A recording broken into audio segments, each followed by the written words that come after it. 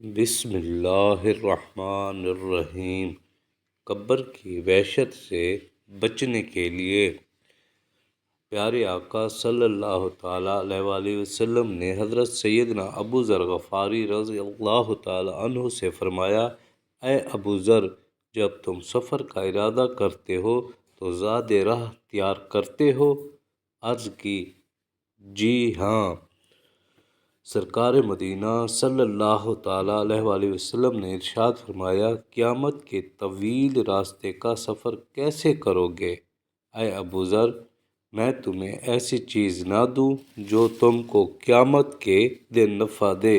حضرت ابو ذر غفاری رضی اللہ تعالیٰ عنہ نے عرض کی، پیارے آقا صلی اللہ تعالیٰ علیہ وآلہ وسلم، میرے ماں باپ آپ صلی اللہ تعالیٰ علیہ وآلہ وسلم پر قربان ہوں، ضرور ارشاد فرمائیے۔